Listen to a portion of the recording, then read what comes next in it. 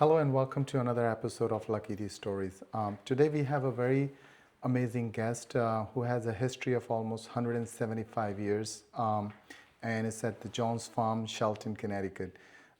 As we are sitting here, this is almost, I would say, 500 acres of land, and I personally have a great experience here. I have a lot of memories. My kids growing up in Shelton, we came here for strawberry picking, pumpkin picking, and so forth. So little I knew that from the first time when my kid was born and when we started coming here, and from there on today, 14, 15 years later, I'll be doing a podcast with one and only Jamie Jones, who's actually the sixth generation running this farm. So I'm super excited, and in this episode we will talk all about the history of Jones Farm. We will talk the community involvement, and we will also talk about, with this new generation, what are some of the new techniques that are going to be implemented that will make this farm even more progressive and better for the community. So welcome to our episode, Lucky the Story, Mr. Jain. Thank you. Honored to be interviewed. Thank you. So let's just first start with the history. I was talking off the camera and you mentioned it's a 175-year-old farm. How did that all started? Well, for me, I'm the sixth generation to be there. My last name is Jones, and it was my great-great-great-grandfather, three greats, Philip James Jones, who emigrated here from Ireland. He actually came over a little bit before the Irish potato famine started. From what we understand, he came here to visit his brother, who was already here working in the Bridgeport, Stratford area, I believe as a butcher. And as the story goes, he came over to visit, the mast on the ship broke off, and he got so seasick that he decided not to go back, because what should have been like a 3 or 4 week journey was a lot longer. So initially, I think he settled in the lordship area of Stratford, and the bugs were so bad down there, he didn't like it. So he came north to the White Hills area, and it was said that these hills here reminded him of his native Ireland, the County Kildare area. And that's when we started to piece our farm together, piece by piece, starting around in some of the 1840s, 1850s. And, he accumulated at that point it was probably about a 250 to 300 acre farm, and set his roots down here, built the barn that we're actually in right now, and with his son William, started a dairy operation that continued for about 100 years into the 1960s. And I can go on and on, but each subsequent generation of the family farm has kind of evolved and changed and innovated. What's remained the same is we're still farming, but how we farm and what we grow, we've had to change with the times. Wow, 175 years. Now, I'm assuming there are a few stories that would have passed from generation to generations that would have lived with you in the sixth generation. Is there any specific story that comes to your mind that was moved on from the generation? Well, we could be here an awful long time with all the stories. Is there a specific one that comes out? Well, I mean, I guess one story, if you've asked about the history of a farm, and obviously my family all very important, but I look at my grandfather, Philip Hubble Jones, and how he changed the farm, and he brought Christmas trees here, which is something that's really become really iconic and what we're almost recognized most for, and probably what brings so many people to the farm over what's now been 75 years. But if you look back at the history of Connecticut and the Northeast and how we were deforested really at the turn of the century, the previous century, the early 1900s, and he is a 4-H project as a teenager, bought some pine seedlings and planted them in the back of the farm. This was probably in the early 1930s. And those trees started to grow, and I think it was 1947, some neighbors literally knocked on the door and said, "We know you've got some, pine trees growing up in back. Can we go back there and harvest a couple trees for a Christmas tree?" And Yeah, and what started with a handful of trees in 1947 is now over 10,000 trees that are sold to families every year who come to have an experience hiking over 200 acres of land that we've devoted to Christmas trees, all because of a 4-H project that was started to basically reforest the land. Now Connecticut looks entirely different than it did back then because in some ways all those trees have started to grow up. But if you've seen the old pictures like I have, remember all those trees needed to be harvested and cleared for firewood or to heat your home or cook your meals with. But then there was coal and of course the oil and now electricity. Alternative fuel sources are available, and Connecticut has an entirely different appearance. But just because of that ability to change and innovate, it was 1966, basically 60 years ago, right about this summer, 60 years ago, that he made the decision to move away from dairy farming and go full-time into Christmas tree farming. So there used to be a dairy farming used to supply milks across Connecticut, or was it New England?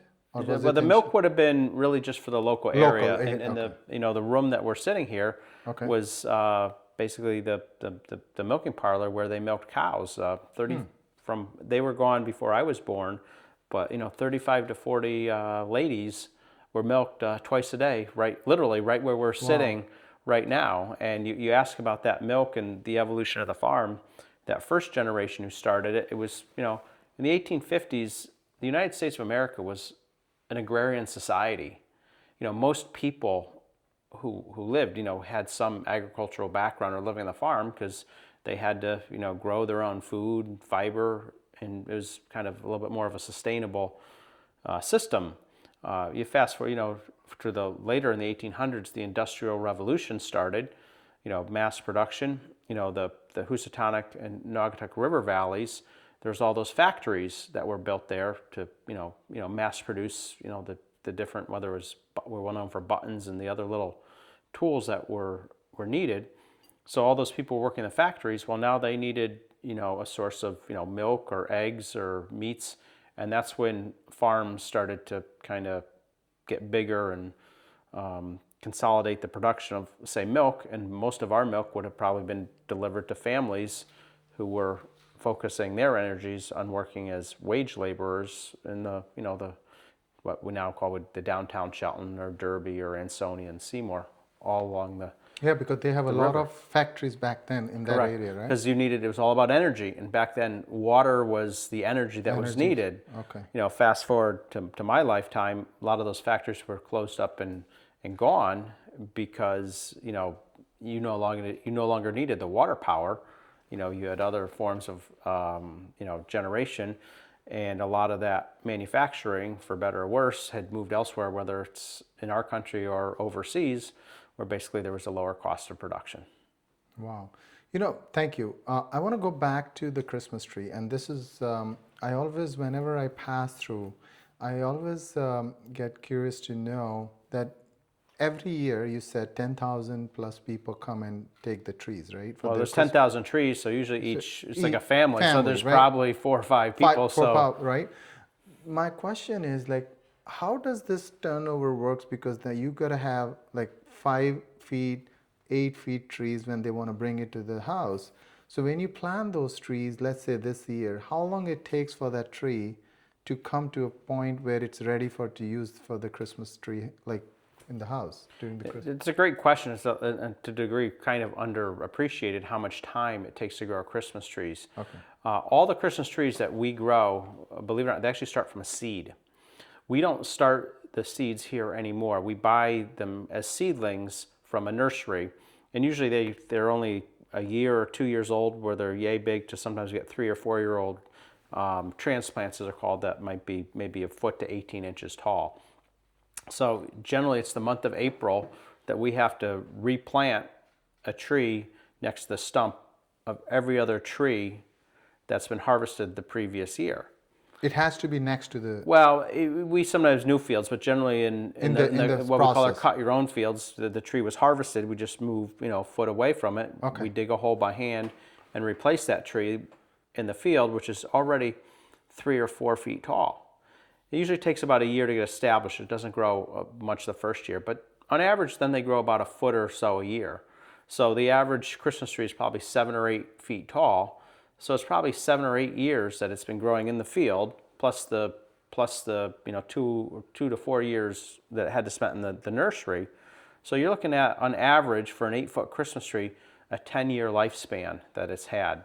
So when a lot of people think about, we're working and growing trees, I'm thinking a decade ahead. Wow. So we're planting these trees in our nursery and tree fields. I'm thinking about 2035 that those So there trees. is a cycle. So you take one piece of land. So you might assume, I'm assuming, given what you just said, it would be around 10 different fields that would be continuously being in process. So every year you do get tree that people can Correct. use. Is that correct? Basically so. We have the harvest your own fields where they're, I would say, interplanted, or to your point, sometimes we start an entirely new field all at the same time, and it just that comes into agricultural production and how your fields are being divided and allocated, that you do that. And then you layer in, we're growing a half a dozen different species of trees, balsam fir, Fraser fir, Douglas fir, blue spruce, white pine, and concolor fir. So those are the 6 main varieties that we grow. Remember, although they're all evergreen or conifer trees, they are different species, so that their growing requirements are differently. So when we're planning to plant them, we can't really mix them up. We have to keep those fields separately, because they have different nutrient needs. They have different times that need to be pruned. They have different pest pressures that you have to deal with.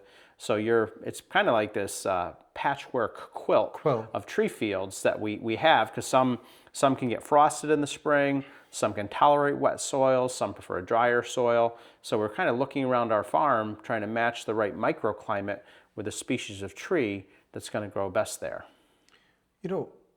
Given what you just said, the time and effort that goes into make this tree worth to get into people's house, it's not a small thing, right? With all that said, and I feel like the cost that is associated to it, I have been buying, at times I have bought it from here. I have also used Costco. And when I first started buying my tree from Costco, they were like $30 for 8 feet. Obviously, it's a big company, right? And here I would assume is 50 to 100 depending on the size, right? Do you think that with all what you said, the cost is still low because there is somebody's using, they're cutting it. Now, I'm assuming, and I know for sure, that you also allow people to cut themselves, right? Most of our trees are what we call cut your own or harvest your own. And that's part of the experience, where the family comes here, walks around through the acres of tree fields, selects what they feel is a perfect tree. And in our cut your own fields, we have trees anywhere from, little small ones, but and to keep it simple in the harvest your own fields, whether you cut a 6-footer or a 12-footer, anywhere in between, we just say it's the same price. Same price. Same price. Okay. So those people, it's just simple for how we do it. And our pre-cut trees in our barnyard, we can kind of say this variety for this height, Got it. It's easier to price them accordingly. I see. And that way. But most people are harvesting their own. They want an 8 to 10 foot tree. That's the majority of our trees. And, we've got, an amazing selection of, thousands of trees. Really, we have more trees than we have guests to come to harvest them. But, we do that intentionally because we just want people to have just the most amazing selection of trees that they can pick from to find, what they'll have for their, basically what becomes the centerpiece of their holiday celebration. Right.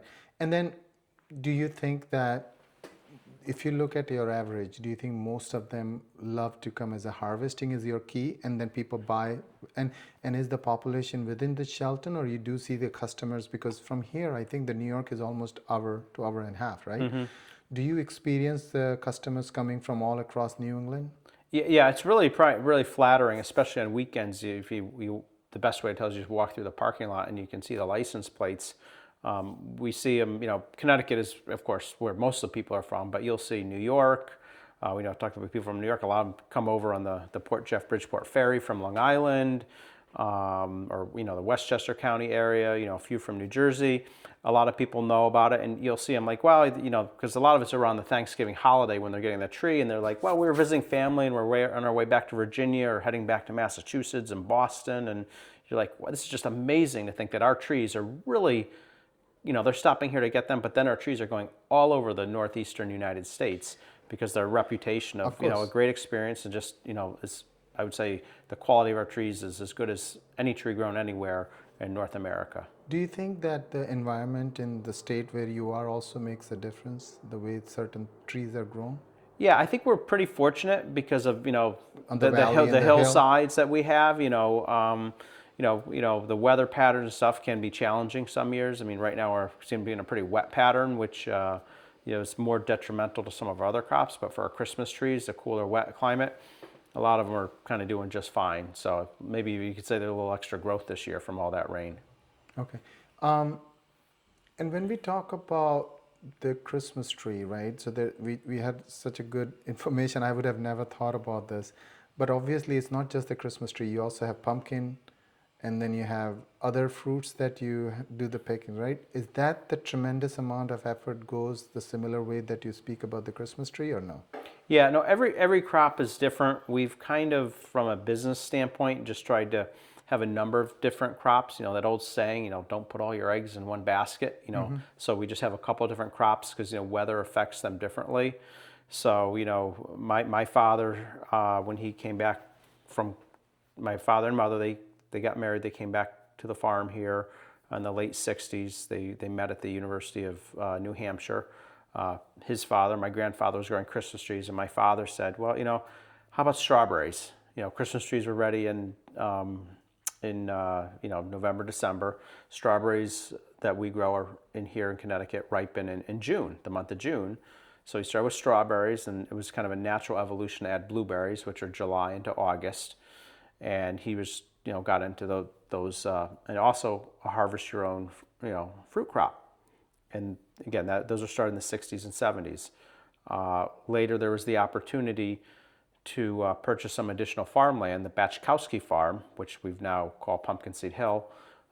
My parents went out and bought that 100-acre farm. I think it was about 1985, and they actually outbid the developers to buy that. But they realized at that point, well, we need another revenue stream to help pay the mortgage on the farm, and that's where the idea to start growing pumpkins was. So they started, I think it was 1986 was the first year my mom and dad started very small, just started growing pumpkins. And the idea, I think, came in my dad's head because he knew as a teenager, he grew a few pumpkins, and back then he could literally put a card table out on Route 110 when it wasn't near as busy and just sell a few pumpkins on weekends. So he kind of took that idea and says, well, let me try and, now that we have more land and need to have another revenue stream, add pumpkins to it. And I'd say, in a way, the rest is history. Is now we're going 25, 30 acres of pumpkins, gourds, winter squash, we have corn stalks, all the fall decor, but yet, it's kind of also along with that experience where people can come to a farm and take their pictures and wander around, and,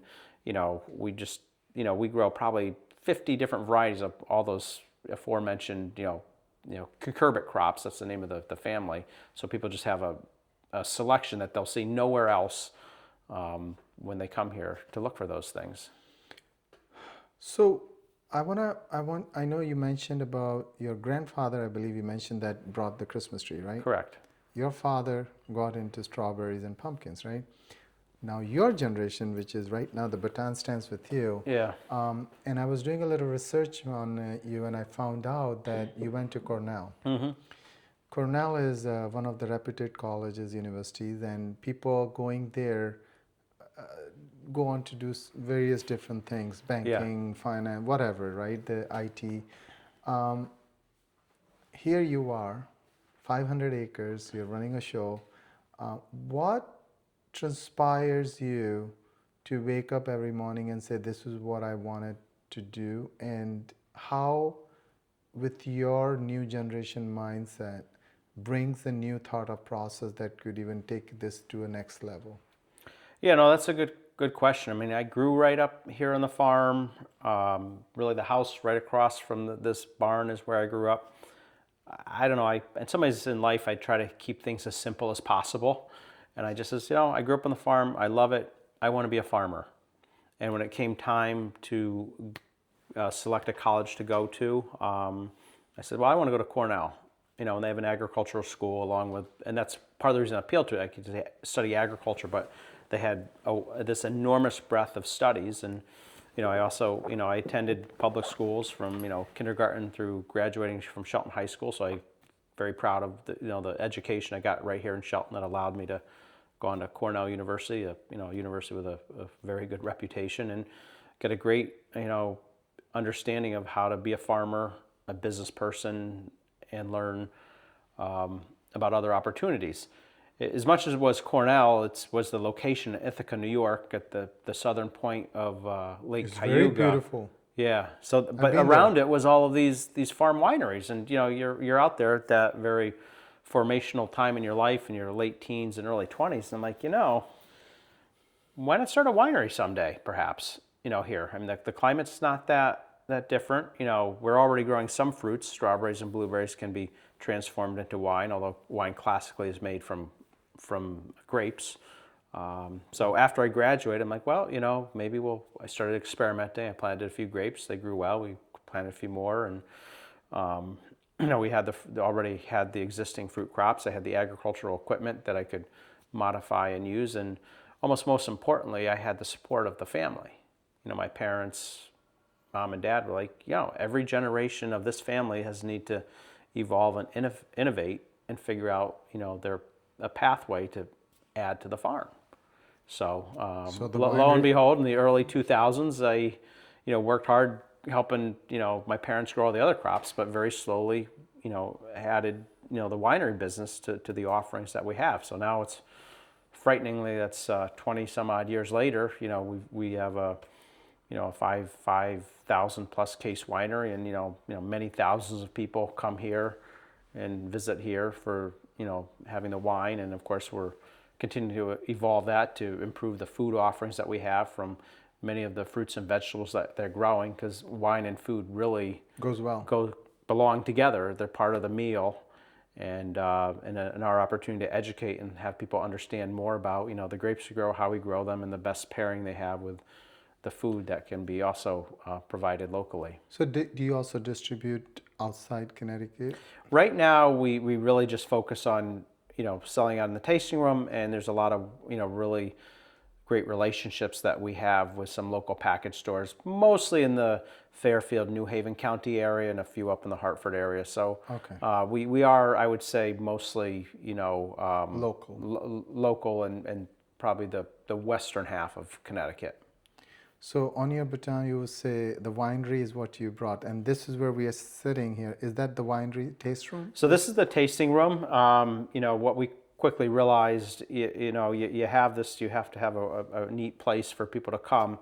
So just a couple years after the winery got going and we realized there's some momentum behind it, we decided to basically clean up, which was the old milking barn, to transform it into a tasting room.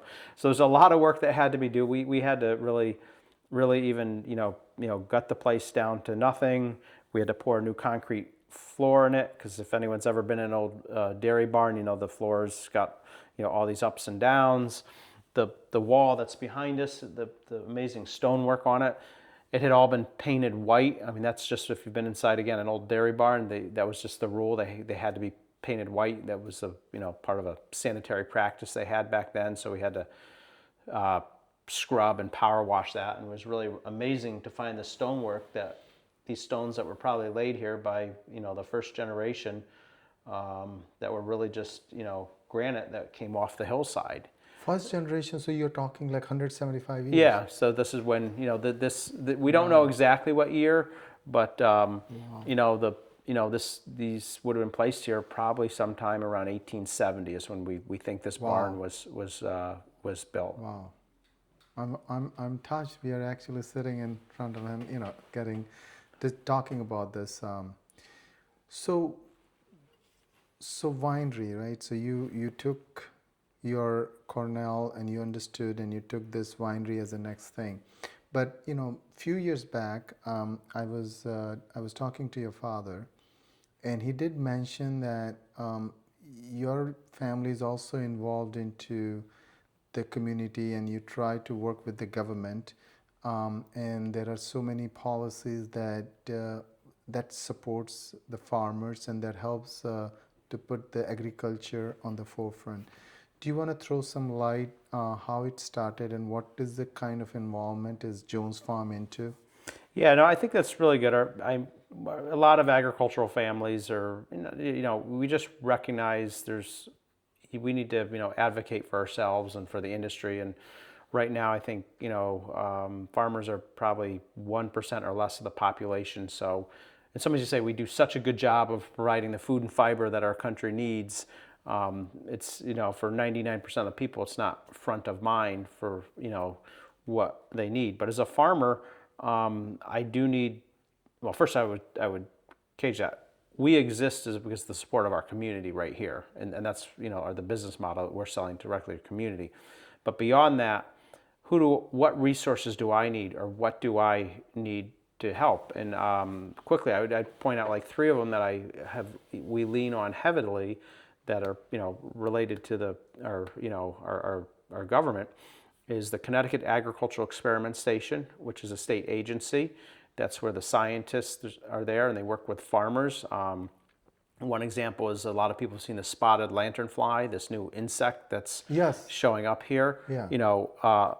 Unfortunately, they have a taste for grapes and grapevines, so we're learning because of those scientists and the research they're doing and their networks with other states, what I as a farmer can do to make sure my vineyard remains safe and I can continue to produce them. I look at the Connecticut Department of Agriculture, another state agency. They're always helpful with marketing, the Connecticut Grown program. They're out there, not just our farm, but any farm in Connecticut that's growing any type of product. That's a government, agency that's, helping support farmers and bring awareness to what is being grown here in Connecticut. And then you've got the University of Connecticut, particularly their College of Agriculture and their cooperative extension system. So they are educating, the next generation of farmers. And there's also, as I say, cooperative extension, like the experiment station, also outreach that farmers can ask experts, a disease, insect, or, vegetative problem that you may have. So as a farmer, these challenges continue to evolve and change, but, we need help too. Just like as an individual, you need to go to a doctor at times or a dentist to get help. Well, I need help taking care of my crops, so I need, professionals, educated researchers to help provide me the information so I can remain a successful farmer. So is there a way that the department reaches out to all the farmers, let's say for that insect that's happening, that's taking over? Do they reach out and say, this is happening across the state of Connecticut, we want you to be aware, and things that you could be utilized to from a precaution? Is that how it works? Basically, yeah. So if you're in farming and agriculture, you're probably going to be on some email listserv, familiar with a website or something. So they're going to, have that memorandum coming out. So that's coming out. And then you have the ability, well, I got a really specific question. I can send an email to that scientist and say, help me, what do I do here? So that's kind of, but there's always a concern that people forget, well, do we need to fund this aspect of our government? And it's very important because, I think one thing that all people really have in common is we all eat hopefully 3 meals a day. 3 meals a day. So, it's really in everyone's best interest to have maintain an abundant, food supply, and hopefully at least some of it, Connecticut certainly can't feed itself for the farms we have here, but it's certainly nice for the quality of the food and some of the food safety aspects that you do have, vibrant farms in our state, producing food or fiber or other decorative products that people want to use around their home. You use the word abundant, and I want to dig a little bit on that. In last 15 years or so, I would say, or maybe 20 years, there has been big emphasis on organic food. So there is a theory that, do you want abundant or you want quality, right? How does somebody like this farm, do you see the organic versus inorganic, and how do you try to, because now the customers, the peoples are more educated, and they are more aware about the pesticides, they are more about things. Does that becomes a stress in a way that you have to do certain things around organic to cater to the needs?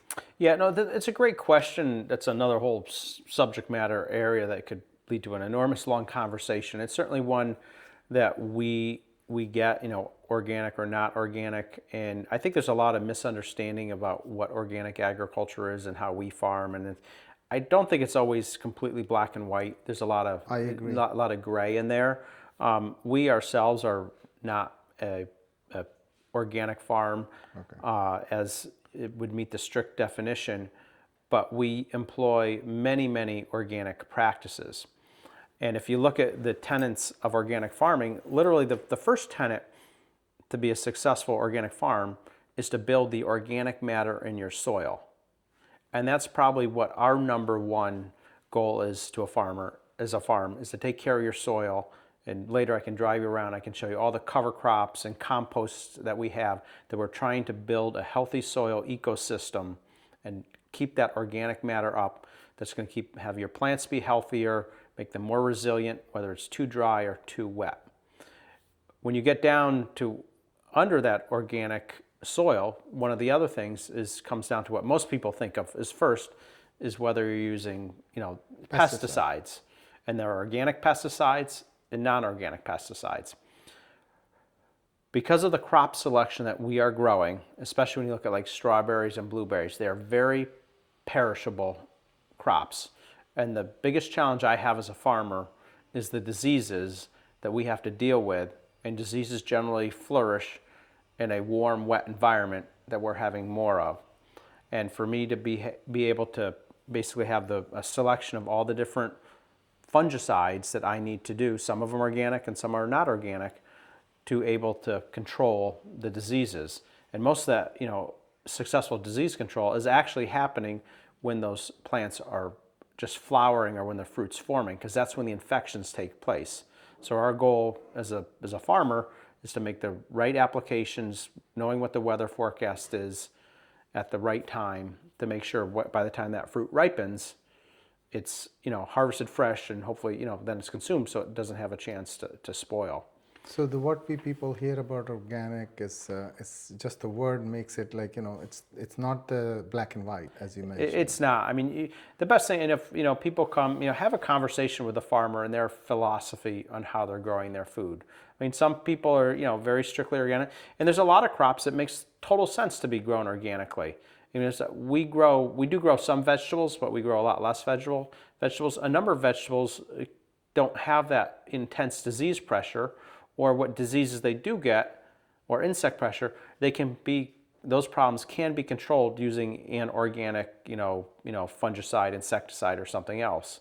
So that's why I see a lot of the farms, fruit and the vegetables are, more able to be produced in organic manner. A lot of the very perishable berries that we grow, it's a bigger struggle. And in some years, if it's drier conditions, your needs for control are a lot less. If you get a wetter year, it gets a lot more difficult to control those diseases. And it's why a lot of the organic foods you see in the stores, you look at actually where it's produced, it's basically in the western United States or south of the border, where they don't have the humid conditions that they have here. And that's where you get into this yin and yang, and say, well, all right, it's grown organically, but now you've got the cost of the fossil fuels and the refrigerated truck to bring it in thousands of miles, so it qualifies as organic. Or because I choose to grow it here in our Connecticut environment that's humid and wet with higher disease pressure, that I might need to use a certain chemical that doesn't qualify as organic, but I'm growing it locally. I'm not saying there's a right answer to that question, but as long as you can be transparent, the consumer can decide, no, I don't. I'm fine with hauling it in from south of the border and a blueberry that's from Peru that's organically grown, or do I want to pick a blueberry that was grown right here in Shelton, Connecticut, but that farmer had to spray it once or twice with a fungicide, so when it was flowering, it didn't have a disease infection that would cause it to spoil at about the time it would be harvested. Yeah. I would love to continue this conversation, and we are coming very close to the end. But I have one personal question I wanted to ask. When I entered into your farm today, and I was talking to my family, I grew up in India, and growing up in India is when somebody like this, having a 500 acre of a land, and that individual would be like, it would be hard to get in touch with that individual. He'll have so many people working for him. Obviously, you probably have dozens of people working for you. You have such a big land, you have a lot of history to it. Yet when I meet you and when I approached you, you're very down to earth. How does this happen? Where does this come from? Is it because you are very much grounded, you work on the farm and you see the reality? How does that, how do you put yourself together to be so grounded? Yeah, good question. I mean, I'm just a person. I grew up on the farm. I watched my parents work so hard. They took some risk to grow the farm, and yes, I'm amazingly fortunate to have a 500 plus acre farm that's I'm able to work on it. But my mindset is I wake up every day, and you got to earn it every day. There's nothing should be taken for granted. And and the only reason that our farm has, if you want to call it successful or well liked, it's because of the community and the people here who come here to support us. Whether it's buying or whatever crop it is you want to buy. Not everyone buys every crop, but hopefully you might find something, and they believe in our family's mission of preserving land, growing food. Like you said, we have dozens of people who work for us. The only way I can compensate those people is if The community supports that. And we tell all of our employees that I'm not paying you. It's all those people who are coming to visit the farm. They're the ones who are really paying you. So it's really on them to take care of our, as we like to call them, guests at our farm, and make sure they have the best possible experience so that you can, earn your living. So yeah, to your question, I mean, because I know I'm kind of beholden to our community and, the people, and I think the policies in the state of Connecticut, and the locally, we've been very fortunate that all of our local elected officials have also been very good. I mean, I talk to a lot of farms across the state, and I'm like, I'm so lucky I'm in Shelton, because I mean, we've been supported by the city of Shelton to allow us to be a farm. I feel bad. Some farms in other municipalities, they're like, they keep throwing monkey wrenches every time they want to do something or expand, or 20 years ago when I decided to have a winery, Shelton was like, yeah, we're not going to stop you. We're going to let you find a pathway to do it. And there was never any issue. And this is, what it's come into. So yeah, for a lot of reasons, I just feel like I'm just a person like everyone else is. and you're a good person. And yeah, and I just want to, and I want to share. I want people to understand what farming and agriculture and what this lifestyle entails. Yeah. When I came this morning and you introduced me to your son, obviously he's in training, I believe. Yes. So that's the next generation taking over. Do you think that subconsciously you are trying to make him train so that this baton goes to him? Yes, I'm very fortunate. I have 3 children, 2 sons and a daughter. And she's in high school, and 2 sons of college age. All 3 of them have interest on the farm. So I also feel fortunate, we do have a diversified farm business when the time is right, that 1, 2, or 3 of them want to come back to the family farm. We'll find a way to make it work. It's really hard. Some farms are other small businesses. You might have many children, but there's only room for one in the business. But I think, with the different crops and different mixes and the opportunities, because where we are located, all of them could be. They're gonna have to figure out how to work together. But I think there's at least the opportunity that can be all part of the team here. I can't wait. I can't wait what the next generation is, because your generation, you got the winery. We'll have to see what they have to bring. But is there any, I know this is going to, the fall is coming, and Yes. obviously when it comes to fall, farming is the big thing, and the decor is a part Yes. of it, foliage. And I know whenever I drive through, this is a very beautiful scenic view. Thank Is you. there anything you would like to share to the people who are going to listen to this podcast when it comes to Jones Farm? No, for those of you who have been here, thank you for your support. Hopefully you continue to support us.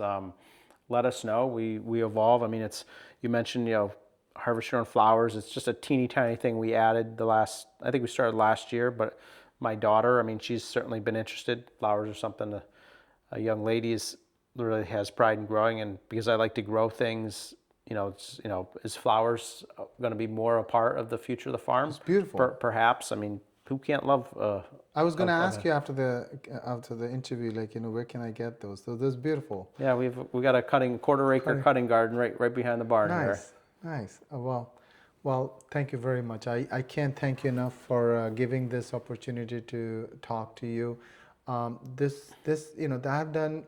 This is our third year, and this has come out of as our passion. But I have to genuinely tell you this: every podcast has made me learn, but this is a very unique in a way, because I learned so much personally when it comes to the farming, especially the Christmas tree. Yeah. I always had that curious thought, like, how does this all work out? So thank you for that insight. I truly appreciate. Oh, my pleasure. So this is our Lucky the Story podcast, and I hope next time when you're passing through the Jones farm or any farm, you will come to know that it's not easy. It takes a time. It takes an effort. I hope you will get some information from this, and you'll pass on to your next generation. Thank you very much for watching Lucky the Stories.